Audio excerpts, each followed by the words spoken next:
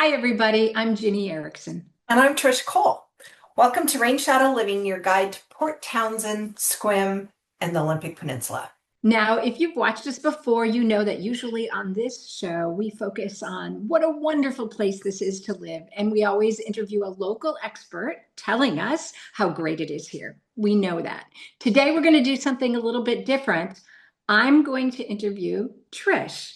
She's a local lending expert. And we're going to talk about some ways to take a little bit of stress out of the home buying options and maybe even discuss some options that you've never even heard of.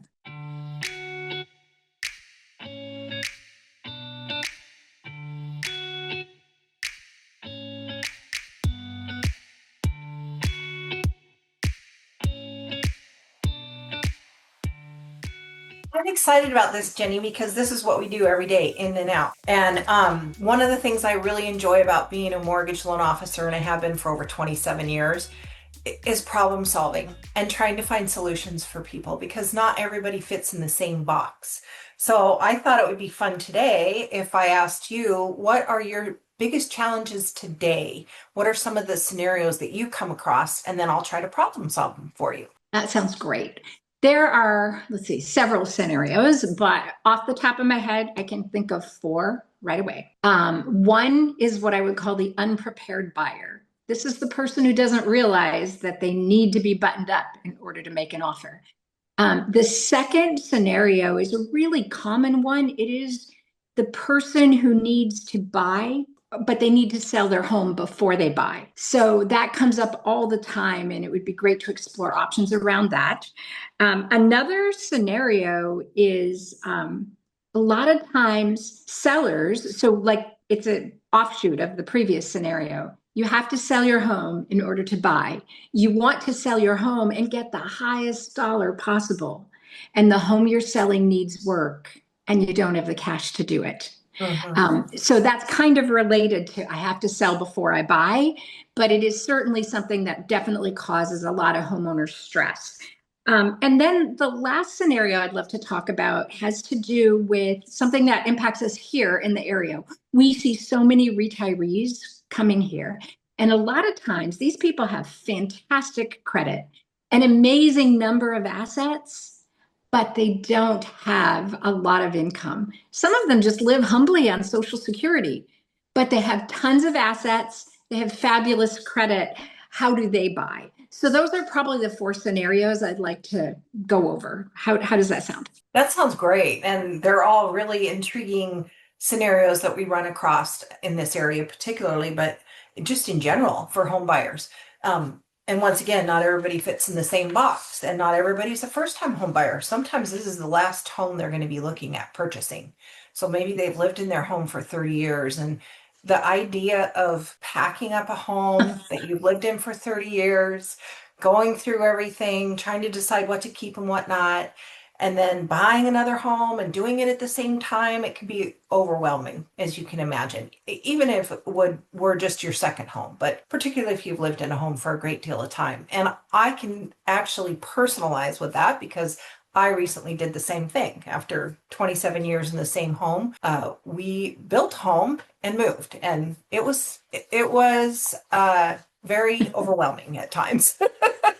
I can relate So, to. I just sold my house, my Seattle house in June. And yes, okay. you have nailed it. And I think that part of my role as a realtor is to certainly help people through that. I can help them understand where to invest their time and money. I can help them, if they're local here, I can help them find resources to clean up and get ready. So, yes, if you're That's listening, we're important. here to help. Right, Yeah. exactly. So that first question you had about people who aren't really prepared, you might have someone and they have excellent credit, they have excellent assets. This is the 15th house that they've bought in their life. And they think, well, um, why do I need to go see a lender? I mean, I could pretty much buy this house with cash. Somebody's just going to give me a loan, no problem. And so you might speak to that from the real estate point of view, that there's actually timing issues around that. But as a lender, what I say is, why not explore all the options that are out there for you? Particularly if you manage wealth and if this is not your first home, or maybe you have multiple properties, there might be better ways to leverage your money. And sometimes there are creative ways to explore financing that you may not have thought about because that's not what you do every day. So it's And I always also great. want to jump in here and say a lot of these folks in that scenario that you talk about, the person nearing retirement has lots of assets, they often lean very heavily on their financial advisors. And I would just like to remind everybody, financial advisors often recommend products that are in the stock market. And they may or may not encourage you to move your money into real estate. I think it's really wise to get opinions from multiple people in the financial services industry, including the mortgage broker. And then you could bring the mortgage broker's package options to the financial advisor. And then the financial advisor can compare in, I think, a more fair and realistic way. So I'm a huge advocate. It's one of the first things I ask people when I meet them. I say, are you getting a loan or are you paying cash? If you're paying cash, are you prepared to provide proof of funds? If you're getting a loan, do you know who you're working with? Have you discussed it? And if they haven't, then I refer them to the loan officer. But a really, really common scenario is this. It's amazing. They know they're going to move. And so they look online and they find the house of their dreams. And then, because I have podcasts, because I'm online, they call me and they want to come and see the house of their dreams. So of course I show it to them. And now, it's a full-on romance. They're ready to write an offer. And of course, I'm not I'm not a financial services advisor. And so they may be reluctant to talk about it with me. And they just met me and they don't know me. So then when I bring up, are you getting a loan? Have you spoken with your loan officer? I get this blank stare. And then they say, well, we'll make an offer and then we'll get to it. And that's not how it works in Washington state. And so I feel so bad for people in that situation because the way the contracts work, you have to say what kind of loan you're getting, how much money you're putting down, and when you're going to close. All of that is in the contract. And you have 5 days to apply for that loan. So 5 days enough time to shop around and find the best option for you? I would say that it would put a lot of stress on someone. But the good news is for me to sit down with someone and strategize with them on what the best options are for them, and give them time to maybe talk to someone else or talk to their financial advisor. We pull a soft credit report now. It's not a hard credit report, so it doesn't have any impact on your credit whatsoever. So it doesn't harm you to talk to different people. Once again, like I said, there's so many options available. And here at New American Funding, we have our own portfolio products that many banks don't offer. So you might be looking at one bank that you found online or wherever, maybe your local bank that you bank with, but it doesn't hurt to talk to another lender and get a second opinion and look at some different options because particularly if you're trying to look at an investment or you want to strategize wealth building, it's a really good idea to get different opinions. And that way you can make an educated decision moving forward. And it's better to do it before you find that great house that you want to buy tomorrow. So you're not stressed out over it. Because it Exactly. could take time depending on what we're looking at as far as, are we doing a bank statement loan? Are we doing it? There's different types of loans available. Self-employed borrower, maybe you have 5 different properties. All of this plays a role in it. So the more complicated, it could take a little bit more time. Even first-time home buyers, there's so many options available that it's always good to look at the different options. And maybe it might, I might be able to bring up some things that would help you get a better rate. Like if you had a grandmother or someone who wanted to gift you the down payment instead of doing a first-time home buyer loan that might have a little higher interest rate. So there's a Yeah. lot of options out there. That's what I'm here for, is to sift through it and help give you the options and the pros and cons and let you make an educated decision. Yeah, and this is all really important. I think people in general are a little reluctant to reveal finances. I'm so glad you touched on the fact that it doesn't impact your credit. I think there is an impression out there that if I shop for a loan, I'm going to ruin my credit because everyone's going to be checking my credit Mhm. report. So I'm really glad you touched on that. In terms of a gift for a down payment, that needs to be disclosed in a contract as well. So when your realtor is asking you financial questions, it's because it's in the contract. And the contracts are built so that they protect both the buyer and the seller. So you'll get a really smooth deal. But so I'd just love to sort of ease the fear around getting ahead of it and planning ahead. Because I think, yeah, if it's not going to wreck your credit report and it's just going to take stress out of the process, go for it. Right. And maybe you find a loan that makes a lot more sense for you. Yeah. So, yeah. And I guess that gets to the next Yeah. So the question you next had, one or the next is, yeah, scenario the you came person up who with. has to sell. So the next scenario is the person who has to sell in order to buy.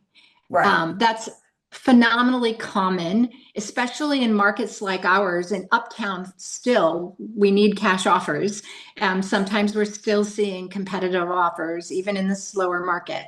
So when you're in that situation and you have to bid competitively, offer cash, can a lender help? Most definitely. I know at New American Funding, we have several, once again, several of our own products to help resolve this issue because it is so commonplace today. People have stayed in their homes, for years, built up equity, and once again, they may own their property free and clear and think, well, I can pay cash for that other property. But how do you make that happen?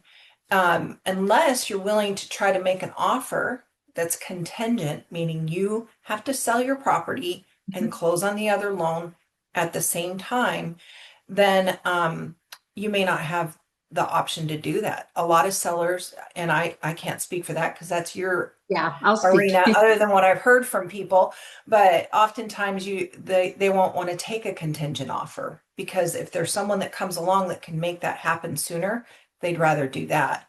So we have an option that's called NAF cash, NAF being New American Funding, the acronym. And what it is New American actually buys that home that the party's interested in, your buyer, and we make a cash offer on that property. So you would go in and make a cash offer as their agent. And then they move into the home and they actually rent that property back from us until they sell their property. And it's great because they don't have to make a rental payment for the first 60 days. It's just accrued daily and it's added on to the amount that they owe back. So you're living in the home that you want and you have the ease of being able to sell your property. Now, if it goes over 60 days, we still have options to continue to rent, but the idea is to price the exiting property reasonably so it gets sold quickly. And the good news is you don't have to qualify for you would qualify for the loan just so that we know that you qualify for it. Um, but you're making a cash offer on that house. So Yes. for the person who's been in a home and they come to you with a list a mile long of this is exactly what I want and I don't want anything but this, and that home may come on the market once a year, twice a year maybe, you don't want them to miss out on it. So that's an Exactly. option. We get them pre-approved for the NAF cash. We get them pre-approved for a loan. They don't have to use it. It's just there so that you can make that cash offer if you want to. And then if they sell their home, they can cash us out afterwards. They buy the house back from us. So the big question everyone's going to have is how does that compare with a bridge loan, or how much more expensive is it renting across town, or how much more expensive is it than a traditional loan, right? Yeah, I assume that the rates for Nash Cap. So can Well, you get, it's a and fee. I know rates change, so I'm not trying to pin you down, but maybe there's a percentage of how much higher or how it would be good for a buyer to think about that. Right. So what I usually do is I give them options. And it's always going to be on your comfort level and how quickly you want to move. So the hope is that if you're making a cash offer on a home, that you might be able to get a little bit of a discount from the seller because there's no appraisal involved. It's a quick transaction. So if you can make, hey, I can buy this house for cash. So maybe you make that price offer a little bit lower to compensate for the cost of using our NAV cash. There is an upfront cost for that, and it's a percentage. And it depends on whether you're cashing out afterwards or you're going to be having an underlying loan. And then I would compare it to a bridge loan. And a bridge loan, basically, you are borrowing the money that you're putting down on the new home, and you only have to qualify for the new home price and then taxes and insurance on the exiting home. You don't have to qualify for the bridge loan in your debt to income ratio or your principal and interest on the home you're exiting. So it solves that debt to income ratio problem that someone might have if they're trying to qualify for their own home and the new home and not have funds in between. So for the bridge loan, there's the cost of that down payment loan, and it goes up to 12 months. And once again, you would hope it wouldn't take 12 months, but I can compare those prices side by side for someone. And another alternative is we have what's called a NAF portfolio loan. And that's where you take a home equity line of credit off your current property for the down payment, and you'd use that. And we would not include the exiting property or the home equity line of credit in the debt to income ratio. So there's a couple of different ways that we would look at it, and I would compare the pricing side by side so someone could make that decision. Yeah, so that takes time. And again, something you'd want to have done before you're in that situation to make that offer. I Right. also want to talk a little bit about when you make a contingent offer, you have to have your house on the market within 5 days of mutual acceptance. So if you're not ready to sell your house at that moment, then it's really hard to get your house on the market in 5 days, as we've just discussed a little bit. The second thing that happens is you put your house on the market, you have 45 days to get a close. If you don't have an offer in that 45 days, if you don't close in the 45 days, pretty much you can be bumped. Another buyer can come in and buy that property out from under you during that time that it is contingent. Once your property has been through inspection, then it's pending. It's a little bit different. But if your house is not already on the market, if your house is not likely to sell within 45 days, I would encourage people to look for other alternatives for sure. Yeah. And there are some guidelines, like with the NAF cash, you do have to put your home on the market. You don't have to have an appraisal on the property you're buying. We do what's called an automated appraisal on our end. A home inspection you do have to have. So there's a little bit of a timeline, but really it's a quick closing. And the idea is you get your home on the market within a certain amount of time, but if you're closing on this new property quickly because it's a cash offer, hopefully you can move your furniture and everything else out of that home you're exiting in a timely manner and have time to do what you need to do to stage your home or make it prepared for a listing so you get the ultimate price for it. And that would be so much more, that's so much less stressful than having to do it all at the same time. In the next scenario that we talked about was the unexpected expenses and getting ready for sale.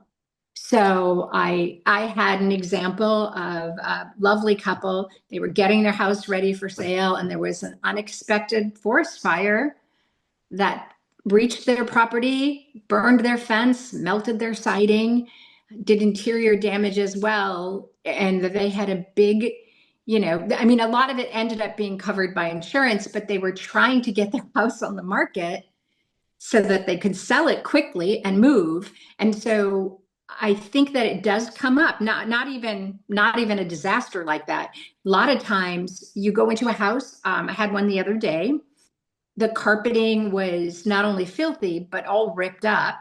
The flooring, they'd had animals, the flooring, it was beautiful oak flooring. So for really a small amount of money in that case, you could have, I think it was about $8,000 to do all the flooring throughout.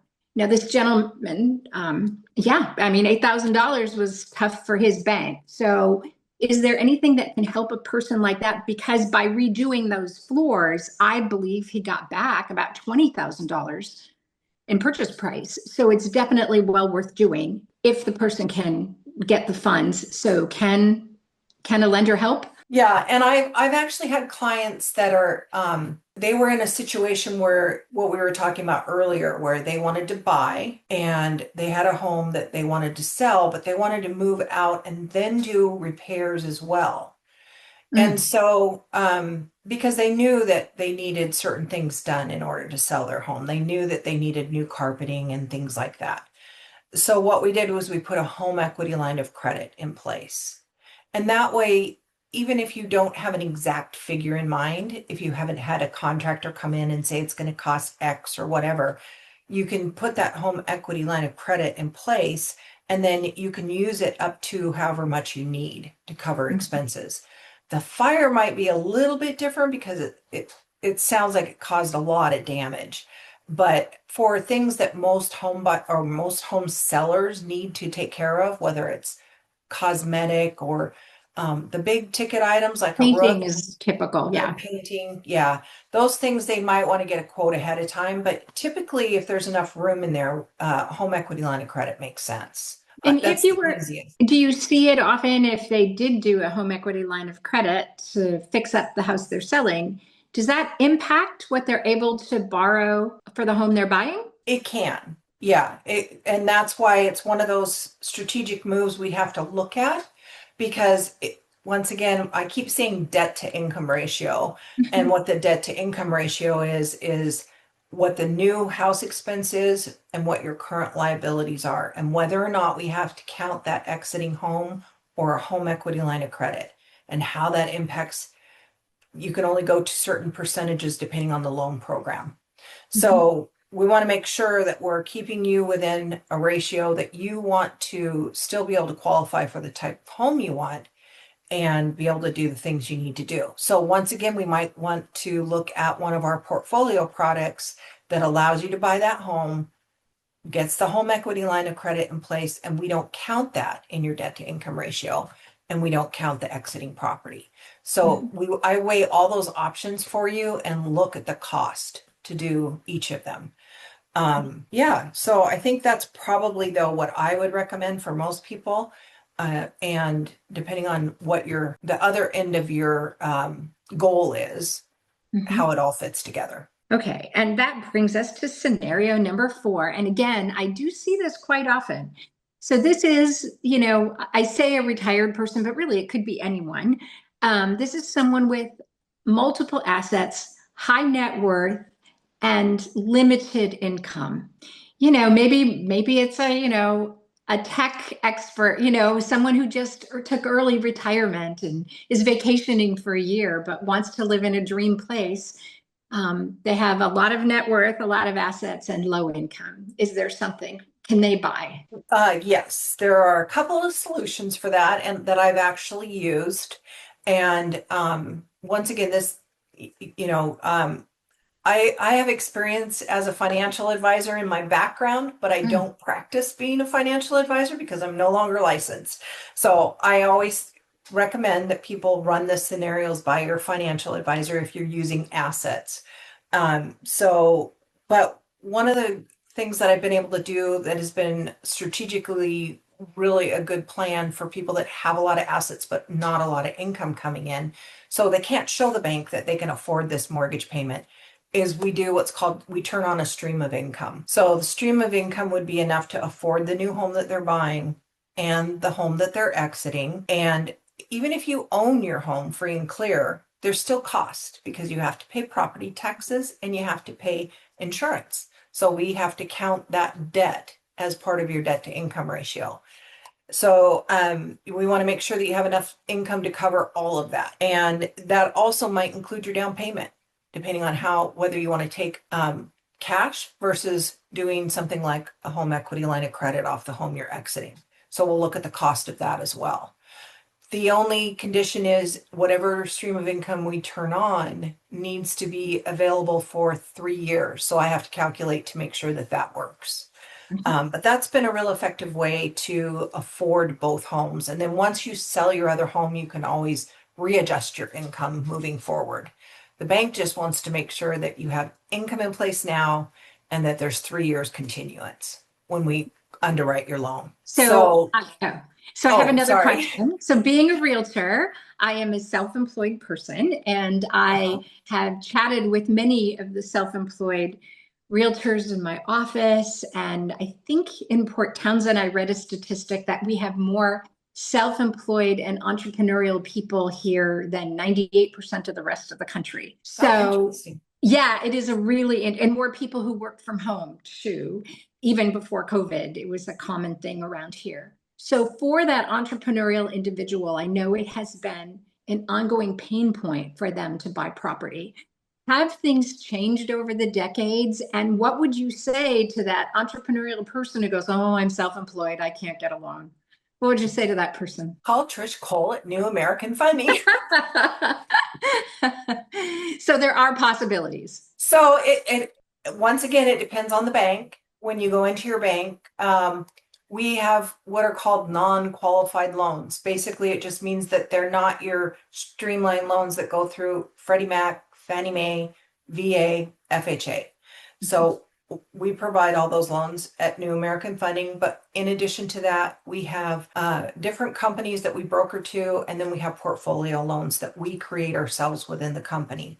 And one of those is specifically geared towards self-employed borrowers who maybe your income, your net income after all your write-offs doesn't quite match up to what you know your real income should be on paper. So we have bank statement programs and things like that to provide loans for people that can't show on paper how much they actually make. And we also have loans that are based on if you own multiple properties, the rental income off of those properties, what they generate as a way of showing income rather than putting it all on tax returns and things like that. So it's just different ways of looking at it for different types of people.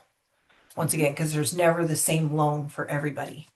So yeah, and one of the things I forgot to mention when you were talking about people that may not have the income, or they might be on a fixed income, but they own a home and they want to buy another home, is the reverse mortgage.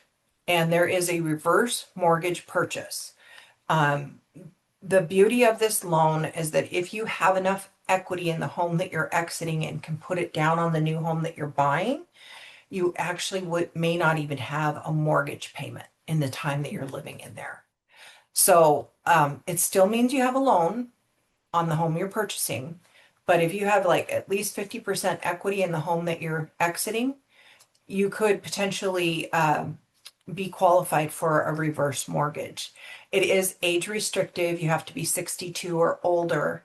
And one of the benefits of aging is the more years you put on, the better, the least amount of equity that you have to put down.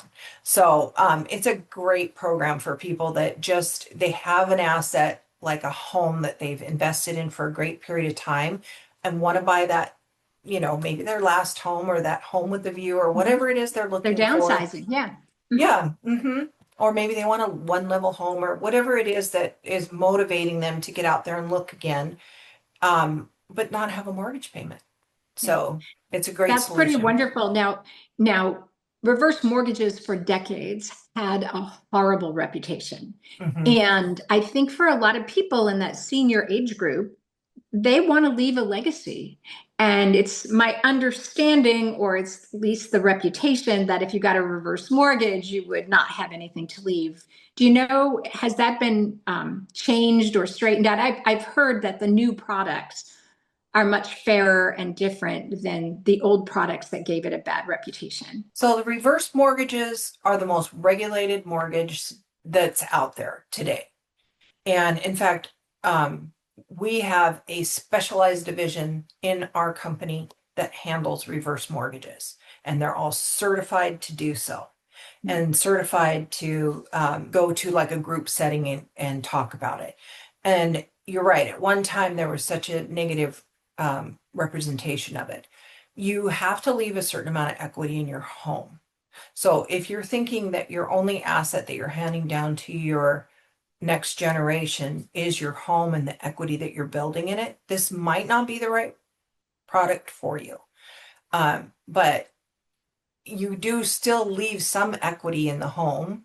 It's just maybe not the amount as though you were paying for 30 years or 20 years over a Right. period of time and But paying it's off. more fair and it's more fairly regulated than the Yes, previous definitely. reputation around it. Yes. And It's so, highly regulated. Yes. yeah. So if you're thinking about that, I mean, I love the scenario you laid out.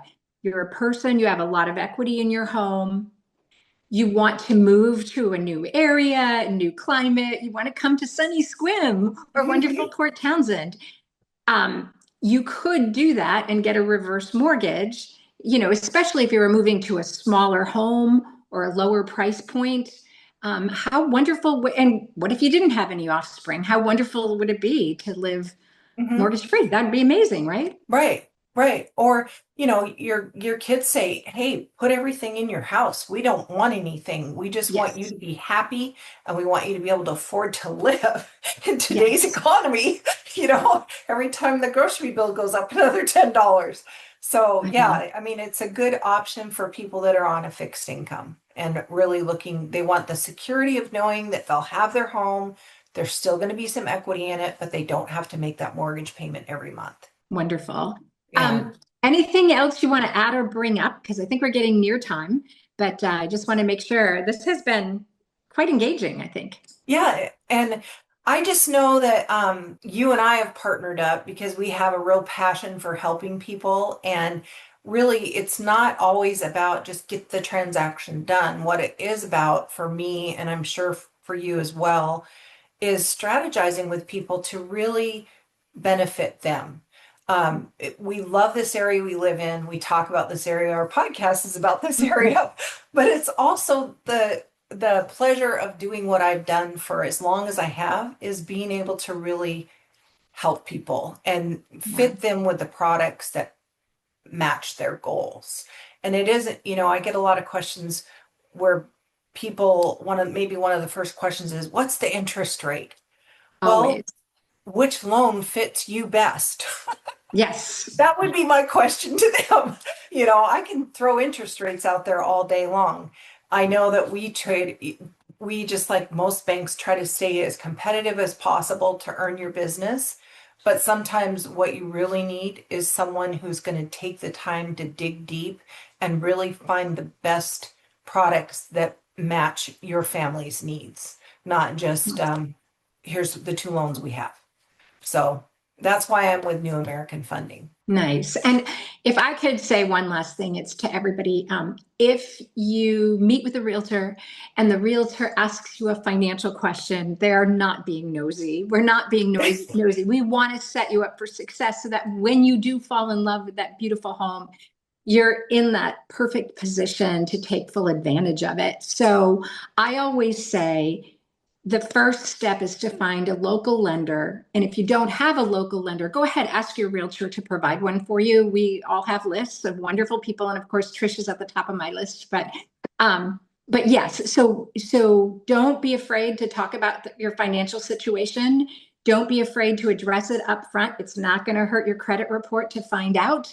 And yeah, get buttoned up before you fall in love with that perfect home, because yeah, that'll just increase your chances of getting what you want. Right. And we as a lender, we protect all your information entirely. We have a fiduciary responsibility to make sure that your information is private.